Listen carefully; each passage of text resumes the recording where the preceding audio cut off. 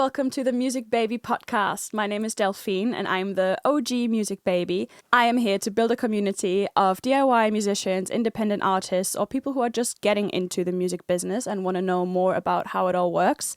And basically what we want is a really cute community of people helping each other out, sharing each other's experiences and advice, and hopefully all of us becoming the best music babies we can be. Today we have a really special episode because today we actually have an industry professional here who we can ask questions to, who we can get valuable information from that may help you in your journey as a DIY musician, independent artist. And in this episode, we are speaking to Meg, co-founder of South Lane Studios. Welcome, Meg. Hello. Thank you for Thanks being here me. today. And we're going to ask her some questions about both the studio, how it all came to be, and maybe have her comment on some developments in the music business and some advice that might be useful. South Lane Studios is actually very near and dear to the Music Baby heart because they are so kind to provide us with these awesome recording rooms. You've seen some of them in previous episodes, and they are sponsoring the podcast this month, and we are very lucky to have them as a connection.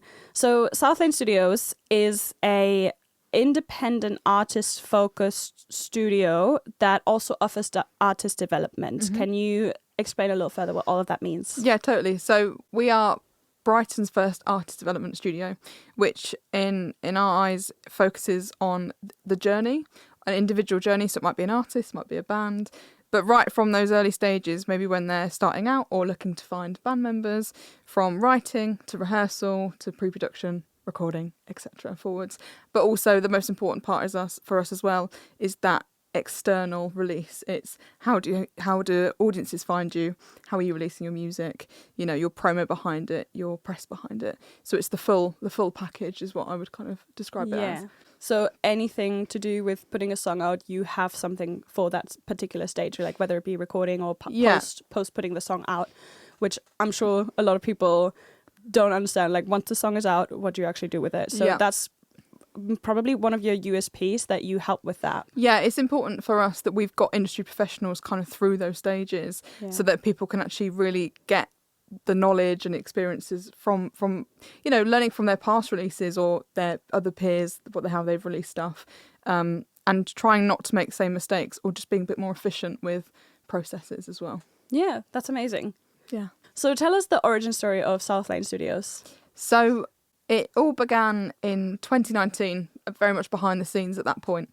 But we found this space in central Brighton that was super underdeveloped, and essentially came together, me with my kind of artist development management side, no music background in terms of playing myself or desire to play, which people are always surprised about.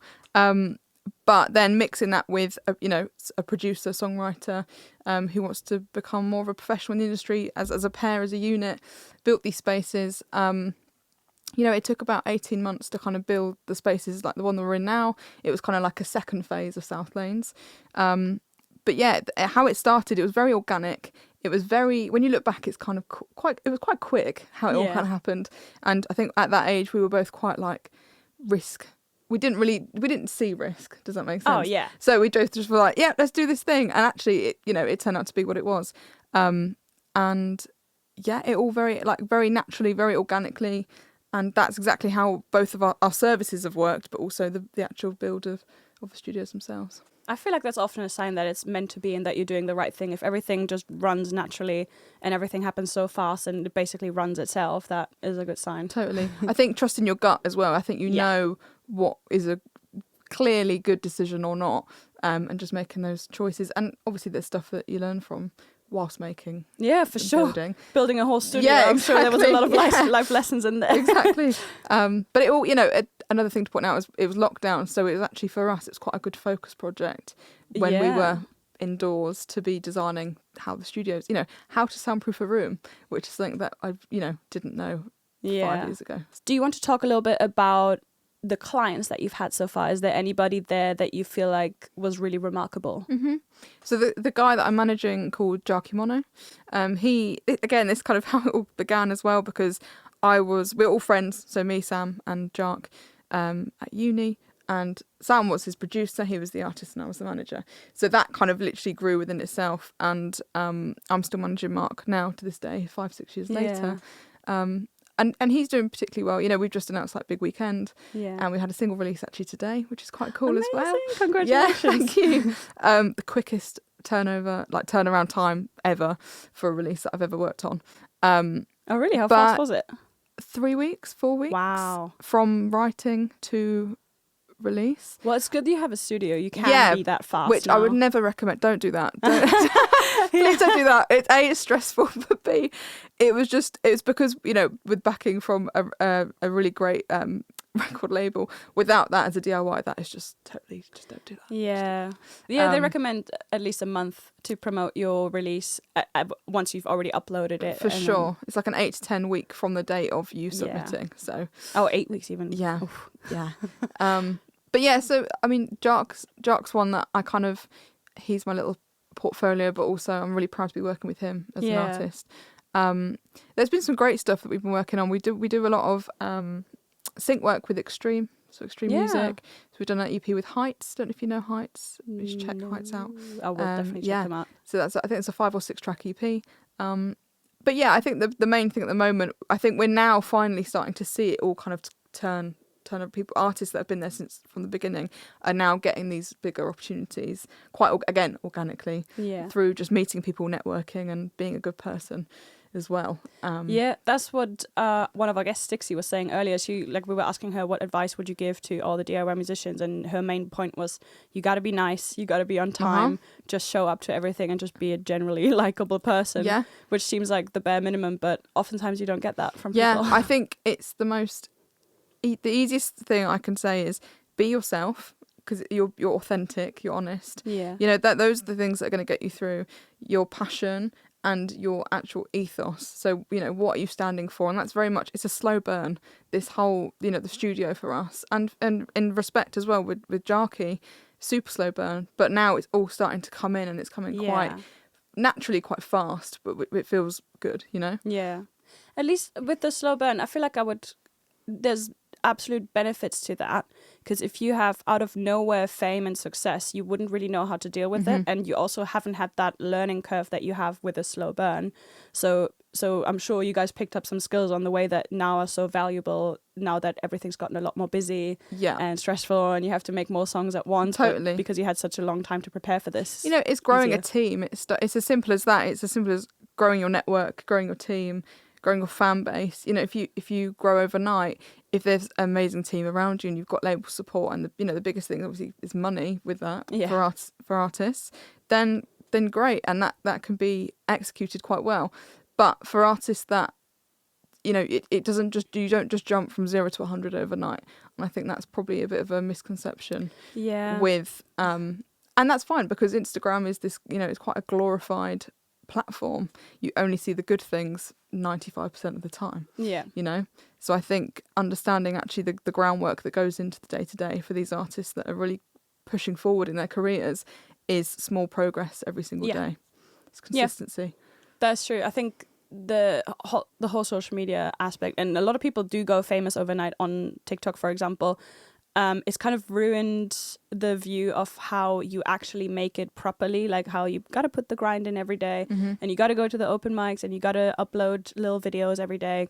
And a lot of people just expect immediate results, but it is all about doing it every day, doing it for a while. And I will argue there's different strategies to it as well. So, you know, the way that I see social media is you either go ham every single day, and you are the person behind the camera on stories, on your feed, or you're the person that's kind of like, it's a bit more of a portfolio piece. It's kind of like, here's what I'm doing. You're stepping back for two weeks, and you're coming back with something more to say, that maybe has more meaning behind it, less kind of like get to know me on the friendship level. Does that make sense? It's that makes sense. That's how I see socials at the moment, is that kind of contrast between TikTok, which is your daily reg, and then Instagram is more of a Would you say one's more effective than the other? Or would you say they both serve different purposes? Yeah, I agree with that. I think they both are two completely separate platforms. Instagram is very much your staple. It's quite safe. It's quite people trust it. People like Instagram. TikTok is very much more of a love-hate relationship, not just with the content creators, but also with audiences as well. Yeah. You know, I remember for a long time I was like, I'm not downloading TikTok. I'm not doing it. And then I did it and I was like, I'm in a trap. Do you know what I mean? Like, I'm caught as an audience member, because it is hard to stop. But and then you get, you know, with content creators, you can argue that, I mean, this whole thing when Universal took their catalogue off of TikTok, you know, you could argue that is an opportunity for unsigned independent artists to have used that as a way to get their music heard by more audiences. Maybe that's why it's working so well for a lot of people. Yeah, possibly. And I think it's all about, you know, there is a slight element of luck to it, but it's also about working hard. Yeah. I would definitely put myself in the category of using it as a portfolio, though. I've deleted TikTok because I never really got into the whole scrolling thing, so I'm never on TikTok. But then I also sometimes worry, am I missing out on a really good opportunity? But I don't think it's for me. I think, like Dixie, our guest earlier, she said she uploads every day on TikTok. So I think she falls into that first category that you mentioned. Yeah. And I just maybe don't. I think that is also absolutely valid, and that is fine. And I think also artists learn that the content, you know, that ultimately that is a platform for you to engage with your audience on, you know? And if that doesn't work for you, then that's absolutely fine. Yeah. And I think the one of the hardest things with, and possibly majors, but you know, this is where I don't have experience with majors, but in the sense of having to use every single platform that ever existed is quite a big thing. It is. You know, where I believe that if you can actually build more of an organic following through your Instagram, through your mailing list, through your website, and other places, maybe a bit like Discord, something a bit more personal. Yeah.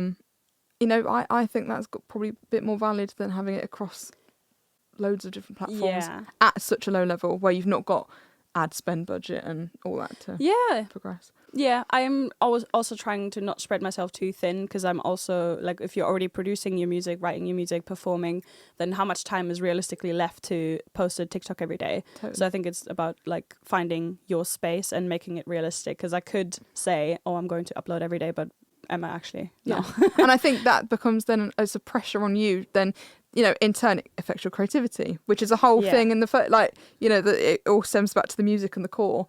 So if that affects your creativity, then it's not healthy. Yeah, absolutely. You giving advice about TikTok, social media, all of that, that all falls into the artist development coaching, maybe a little bit, I would assume. Yeah. So I find that probably one of the most interesting things about South Lane Studios that you offer that, because I've never heard of it. Mm-hmm. I find it really useful, and I'm sure a lot of music babies will find it really useful as well. Can you tell us a little bit more about what that looks like, what it includes? So the artist development is predominantly with myself. There are a couple aspects that we look at. We look at more of the strategy, the release, the self-managed artist area, I'd say.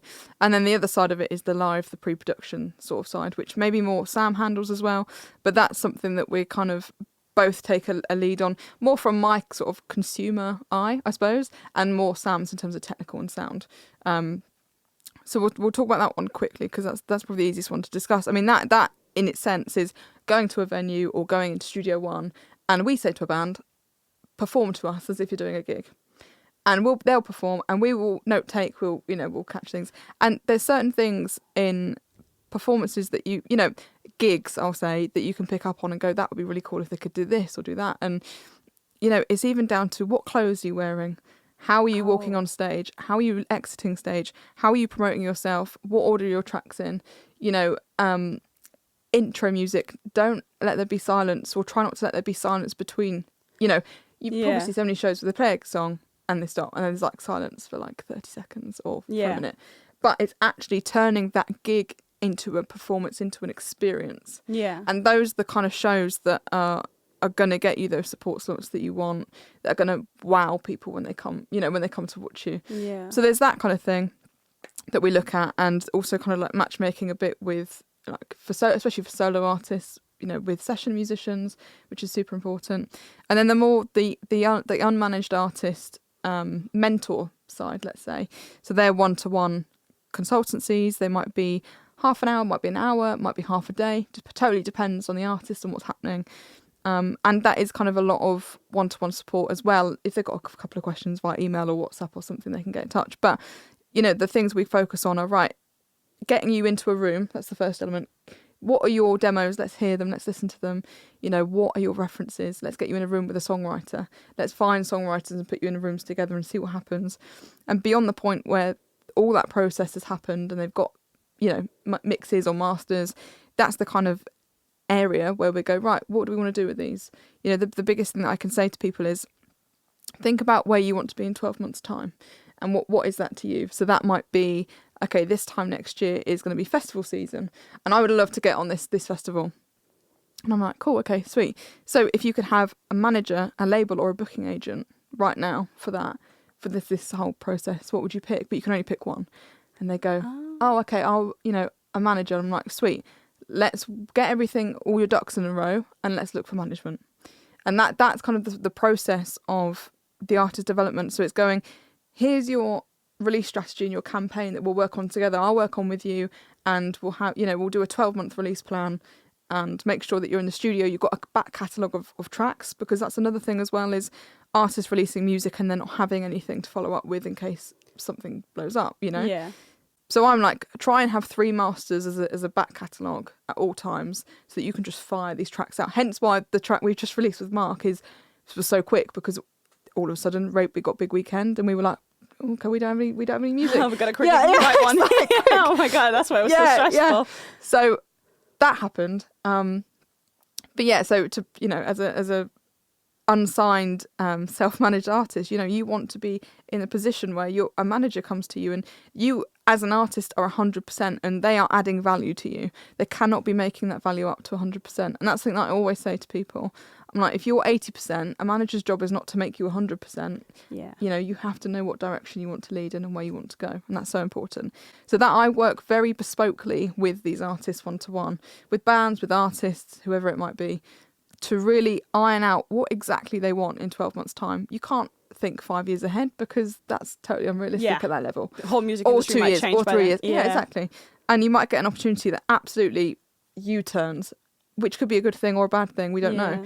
But that I'm there to kind of be, in a sense, in that hour, I'm a manager to them and I help them, I support them. And if I've got any network that I know that can benefit them as well, then we'll work together towards that. That's really cool. I feel like I've already learned so much from you just explaining all of that. You saying you already have to have that 100% on your own. A manager can't complete you is basically what you, I think, saying here. So how do you even know if you're at 100% or not? Because I feel like you might have an idea of who you are, but you're not entirely sure if that's a USB, if that's an image that you have there. How do you know? I think knowing your sound is important. Songwriting with people. If you're at a level where you have got your demos, even, like I say, always have like 7 to 10 demos just in the bag, just on SoundCloud where people can hear them. That's when you can kind of start reaching out to people.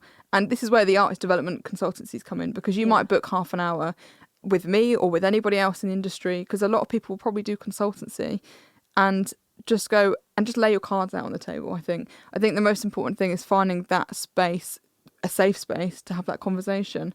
And I do look at it as 2 parts. And look, what is my release and what am I live? And if you kind of have a level where they're both matching each other, you know you've got your 7 to 10 demos ready to be recorded. And on your live front, you know that you've got a great sounding set, but you know that maybe you can enhance your performance level and stuff like that. Then that's at the point where you can start seeking this like professional advice, I would say. That's really interesting and really helpful. I know with the live performance thing that you mentioned, like making sure there's no silence and like making sure you wear something appropriate as well. I organized a gig and we had an issue with having music in between the sets. So in the beginning and after the first set and in between the support slots. And it was so awkward. And I didn't know how to fix it and I was just stressing around and it just like stressed everybody around me out. So that's a really good advice to have, to think about the in-between set music, the in-between song music, like you said as well, that there's no silence in between songs, and maybe talking between the songs as well. I really like knowing when what people to explain their songs. Yeah, knowing what to say. There's a difference between talking and knowing what to say. Yeah, it's true. That is another thing. There's a I'll lot add. of waffle in that as well. Exactly. And I think it's important to get the right message across in your, you know, it depends. If you're an artist that's writing very political music, you're going to have something very different to say compared to your commercial pop artist on stage. So would you recommend for the in-between song talking, Do you reckon maybe writing it down beforehand and practicing it is to rehearse, or do you think it just helps with keeping... I think it's too rehearsed. I think you Yeah. have to know what you want to say, but not saying it and so many times that you can answer a question so many times and give the different answer. The best response you're going to give, especially like, for example, when you're on stage, is the one that comes most natural and in the moment. That's fair. I think there's definitely merit in running your set list in rehearsal or in pre-production with gaps and areas to breathe, and knowing when to talk and when to not talk, allowing kind of the music to speak for itself, but then also as an artist to have your voice on stage. What is one of the most common mistakes that you see being made by independent artists, DIY artists? I think that this is so common. This is so much more common than I think people realise, is literally getting your master back and wanting to upload it on the same day for release, or like as soon as I got my master back and I've got my artwork, I'm announcing it, I'm releasing it like now, next week, the week after. Yeah. That master is, if we look at it in like business terms, right, which people get scared of the word when you say business, because when you apply it to artists and musicians, and you have to have a bit of entrepreneurialism in you somewhere to move your project forward. But that master is essentially it's an asset to you. Right. So the more assets that you can build up, actually the bigger kind of your portfolio is ready to be pitched. Yeah. And that's when industry are super engaged with you, because they're going to say, okay, well, if you've got 3 masters that I can hear, or at least 3 tracks that are kind of like in mix or in songwriting sessions, they want to be able to hear stuff without you just firing releases out. Because they want to know what's next. They want to know what's coming up. Obviously, you can go, I've got a release in the pipeline now, but actually I've got my next release ready for 3 months' time, for 5 months' time, and for 7 months' time. And you go, that's going to be for this festival I want to try and get on.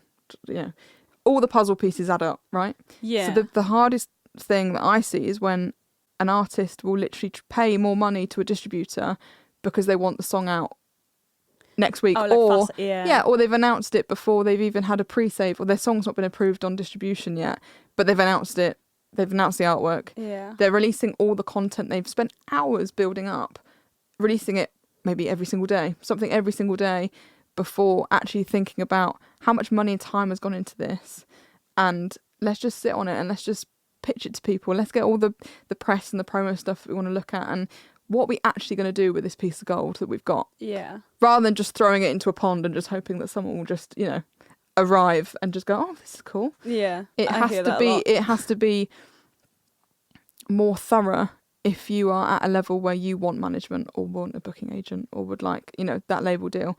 I think the most common mistake is just firing out music. Don't get me wrong, if you've got an audience that want to listen to it, and then you've got an active audience that are consuming your music and it's doing well, it's getting playlisted, you've got eyes, 100% get it released, but try and make sure you've got that proper at least 6 weeks in there.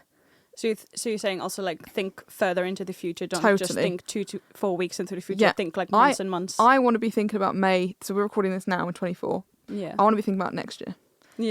I'll be thinking about what are our releases from September. I'm now working on at least September, October, November releases right now. Tours need to be January, February, March. We need to be that far ahead into the future that the project that we're currently promoting, we're releasing, we did, we like had ready 12 months ago. Yeah. Which sounds terrifying.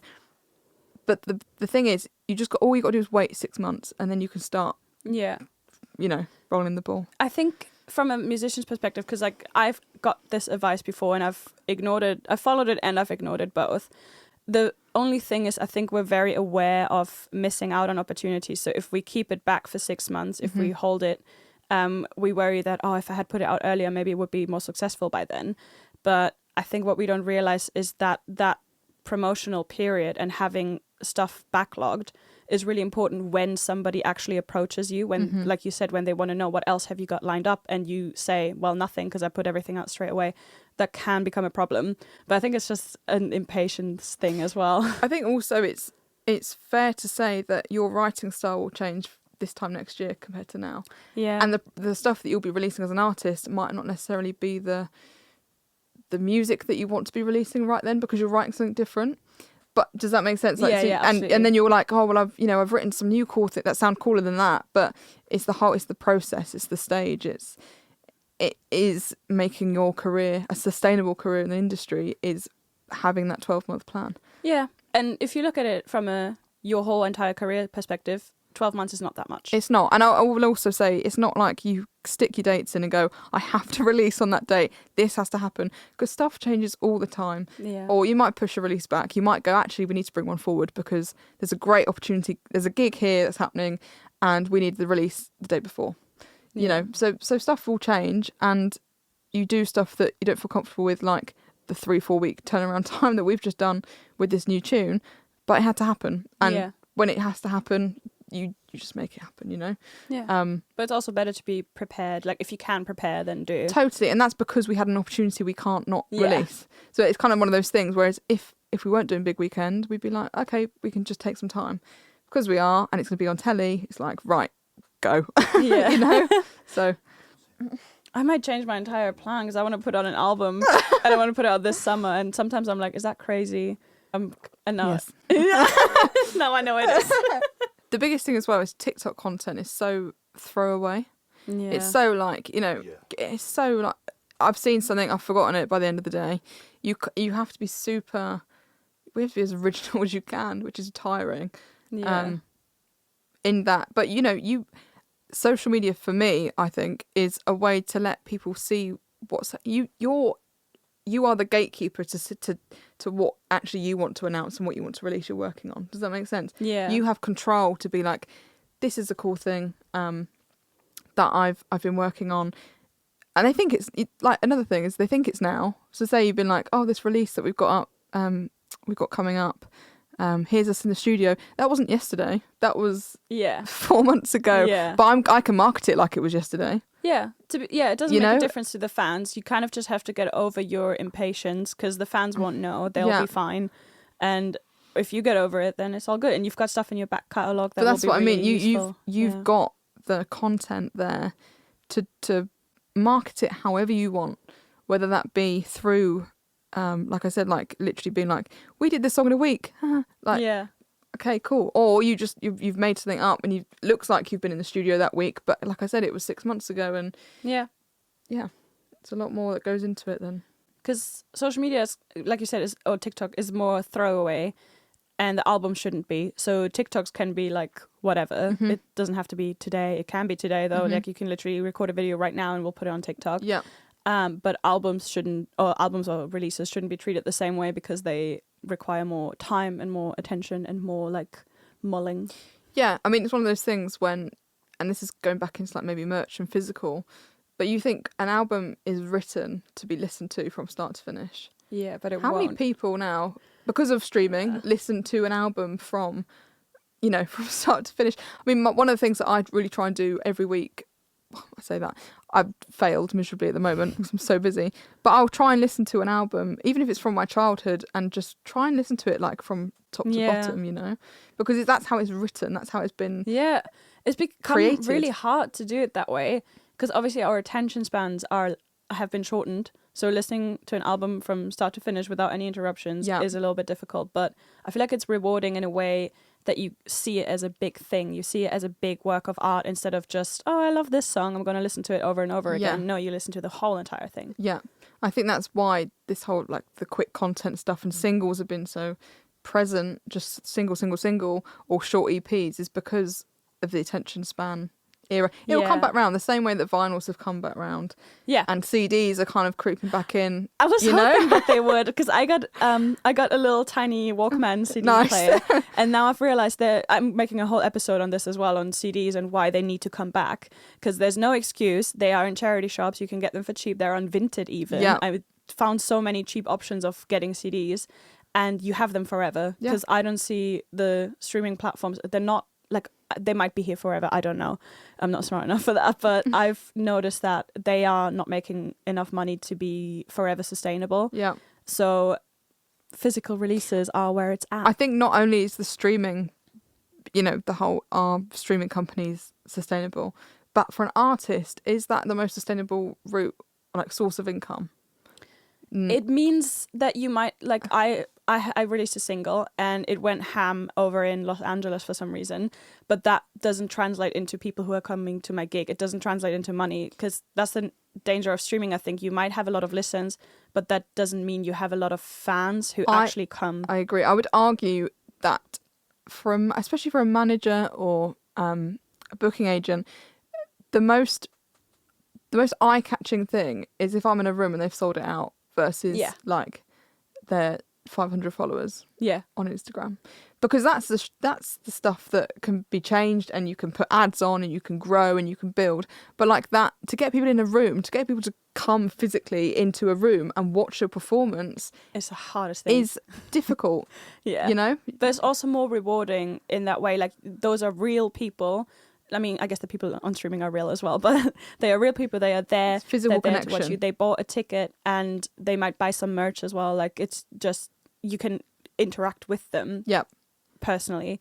So I actually prefer physical releases. There's way more to gigs. be said for physical interaction, I think, than a stream or two.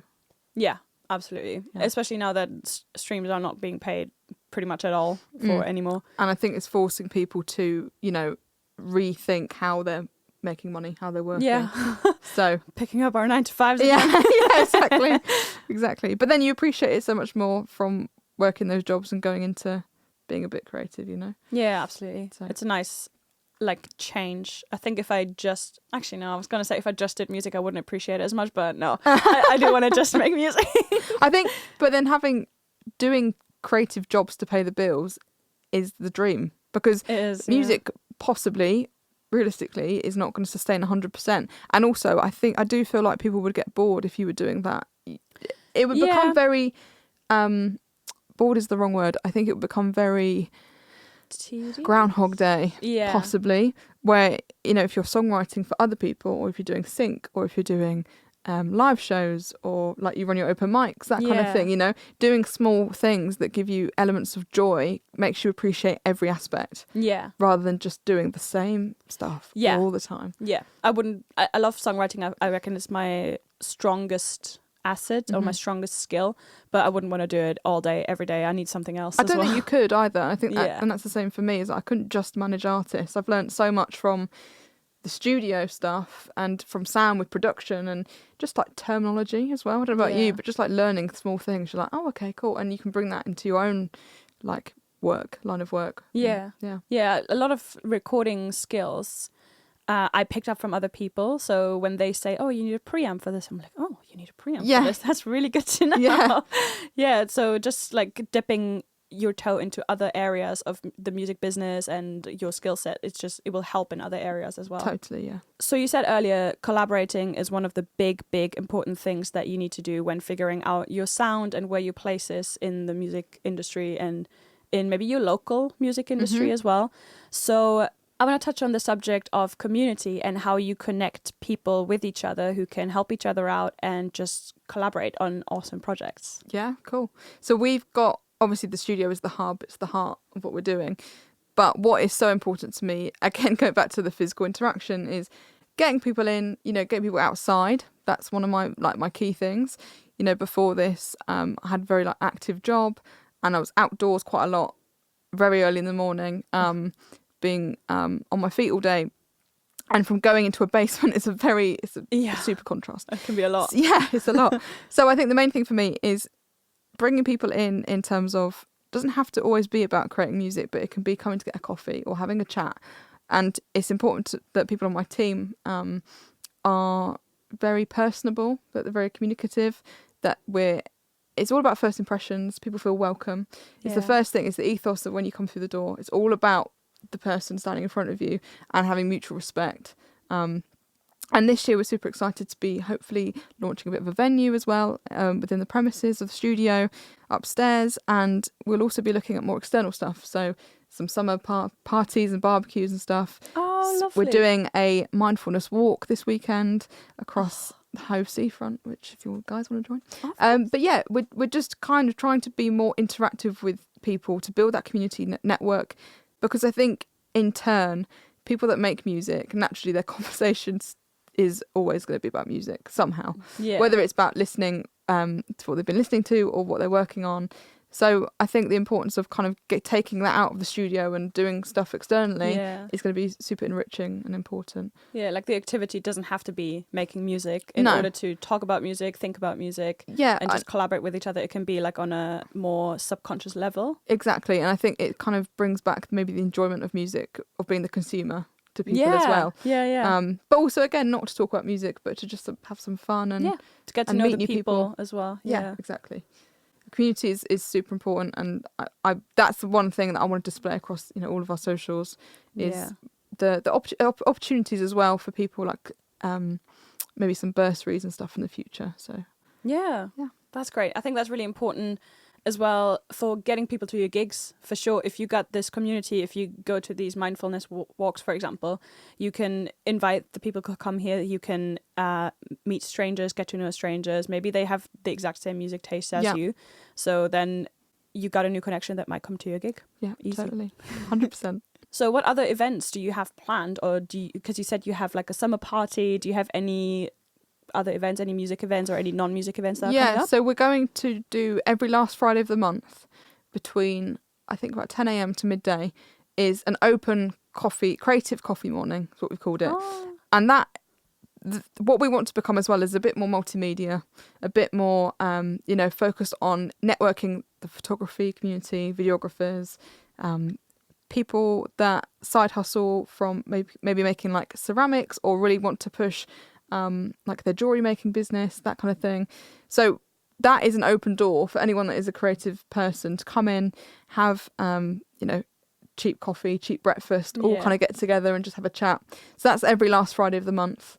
We're also just going to be looking at events called Discovered, which are going to be launching next month, I hope, or the month after, exciting. Which is more of a curated lineup of artists that are kind of on the rise, but also I think what's going to be really important for that is maybe having two artists that are doing quite well, maybe they're managed, but then also giving an opportunity there for someone to kind of open up the floor. For a music baby. Yeah, for artists that are kind of at a level that I think they're ready to be put in front of A&R. Yeah. Basically. So what I want it to become is an A&R scout hub for Brighton.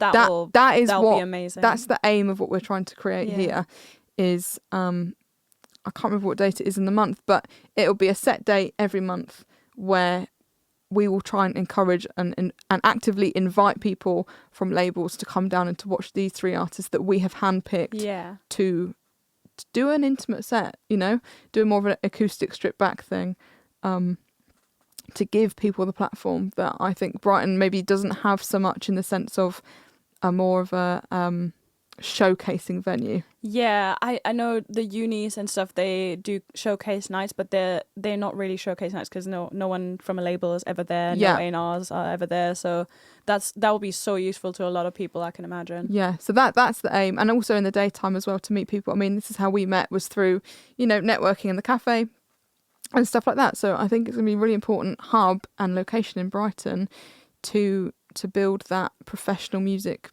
business industry. Yeah, absolutely. Hub. You're going to take over the street because there's nothing else on here. Exactly. We've got the Hippodrome opening as well, which would be cool. Oh, you could have those events there, maybe. That'd be quite on big. A bigger scale. Yeah, huge scale. Yeah. A little fun one. I've actually put a poll on Instagram asking the audience, do you have any questions for our industry professional? And the question is, do you cater to all genres when it comes to the studio, but also the artist development? So with multi-genre, let's say, it will always be, with artist development, a consultation, as it would be with if someone's looking to songwrite or produce or to record or network. It will always be a consultation first, a free site visit with a coffee and a chat, because I think that's the first icebreaker. Yeah, as well. The short answer is going to be yes, but obviously there's going to be scenarios and cases where maybe that's just not our thing, or we don't necessarily have a producer for that type of music. We do get a lot of, for example, what I really pride myself on for the studio is I want to be as transparent as possible. And also, it's not just about my career or Sam's career or the studio. It's about the producers that we've actually got working on our team. So we have a portfolio sheet with biographies, with pronouns, with show reels, press image for them, links to their website. We are showcasing producers that we believe in, and that will get sent to these people that are inquiring. So they can go through what kind of genres are tags within that portfolio. And that's kind of when they go, oh, I really want to work with that producer because it's blues rock, or something like that. And then we go, cool, let's have a site visit with that person. And either it goes great, or they go, actually, I want to work with someone else. Go, cool. It's totally catered to them. What I will say is always get in touch. We're always open for the conversation, and we'll always be transparent. I'll never put someone in a room with someone that can't produce pop music, for example. Yeah. Because it's not about money. It's not about how much money to earn. It's about getting people in the right room, ultimately to make the best track that they can write, right? So that is the short answer: is get in touch. It's always free. Have a coffee. We go from there. Perfect. So for our next industry professionals or any other guests that we have, we might put more polls like this on the Instagram. So if you follow us on Music Baby Pod, you'll be able to have a vote, have a say. Okay, I'll ask you a question.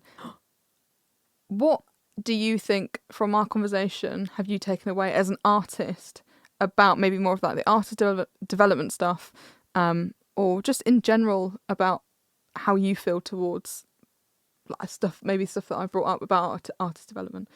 So I took so many mental notes from everything that you've said, and I'm going to start implementing almost everything that you said. I think the biggest thing that I need to accept that I've been denying for ages and ages is the whole holding back on releasing stuff straight away. Because I've been always on the side of if it's ready, then you might as well put it out. There's no point in sitting on it. I've always said that.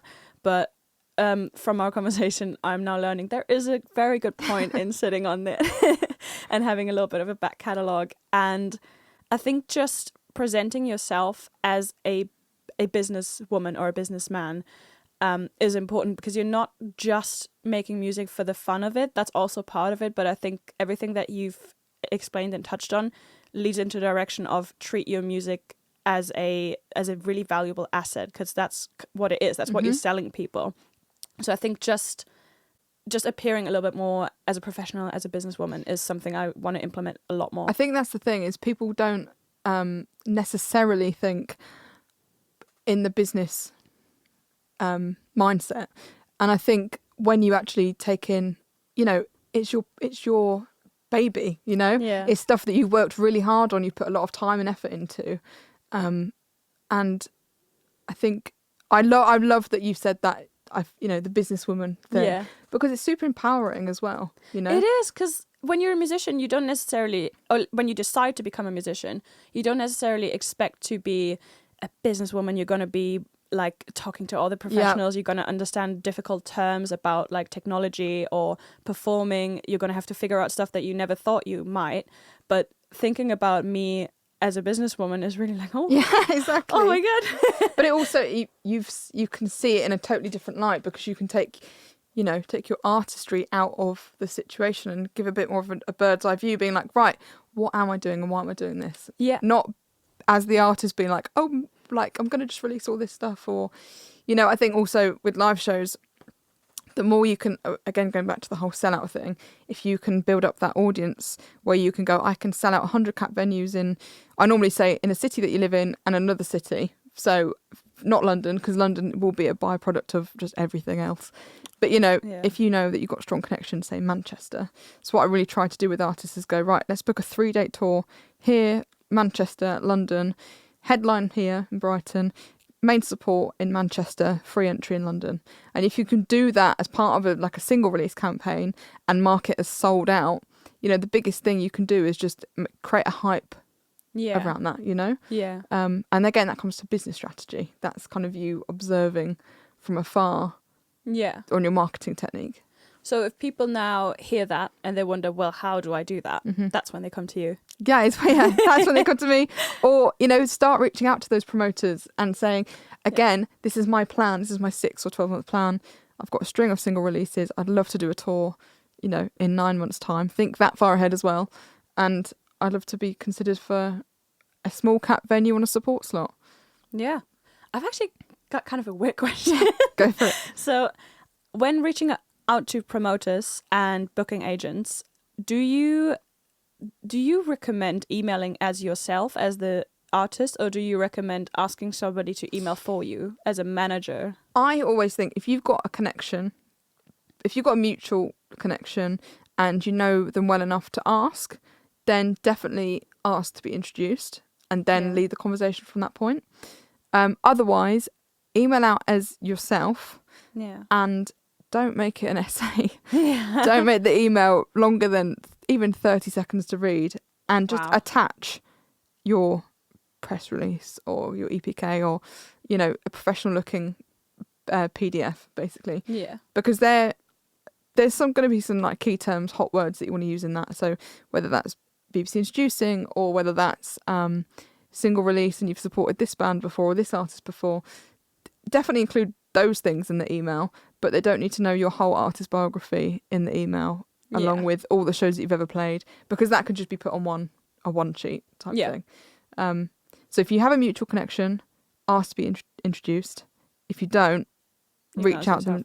Yeah, because that's a bit of a weird one, because I've heard people say you should never email as yourself. You should ask somebody to pretend to be your manager because it comes across more professional. But I don't think that's legit. And I just think so let's say I was doing artist consultancy with you, then that's different, because I've been working with you, actively working with you. Yeah. I can do that. But if it's very disingenuous. Is that the word? Disingenuous? Like, it's not authentic. And that's literally what I say to people, is like, just be you. Yeah. Just don't try and make something up for the sake of a support slot. Yeah. That's somewhere, like, because if they meet you and go, oh, da, da, da, and you go, you look like a bit of a mug. Do you know what I mean? Yeah. So don't do that. I wouldn't do that. Just be yourself. That's fair. That's probably like an advice that goes across the board. Try and always be authentic. Don't 100%. Don't try to pretend to be more professional than you are. Just be professional authentically. Be professional, be authentic, and be yourself is like the biggest thing I can say. Yeah, and be nice. Be nice, be kind. There's loads of things. Yeah, there's loads of like should already be there things. Just be a good person. Being decent. Yeah. I think this was really, really helpful, really useful. I'm going to be rewatching this podcast 1,000 times until I really get it. And I hope you do too. I hope you took some notes. And thank you so much for coming today. No, thank you for having me. Of course. We are very honoured to have you here. You can find the Music Baby podcast wherever you listen to podcasts, and also as a video version on YouTube under the Music Baby podcast. Now tell us, where can we find South Lane Studios? So you can find us South Lane Studios across all platforms, whether that be our website or Instagram. But yeah, that's all from me. And you're located in pretty much the middle of Brighton, 15 to 17 Middle Street. Super central, by the pier. It's a little hard to find from the outside, but you'll find us. You'll find it. Yeah, Make it work. It's next to the Hot Poles. Yeah, next to our favourite pub. So thank you so much for being here, Meg, and we'll hopefully see you again in the future. Thank you so much. And thank you so much to you guys for listening. You've been listening to or watching to the Music Baby podcast. My name is Delphine. I'm the OG Music Baby, and I will see you in the next episode. Bye-bye.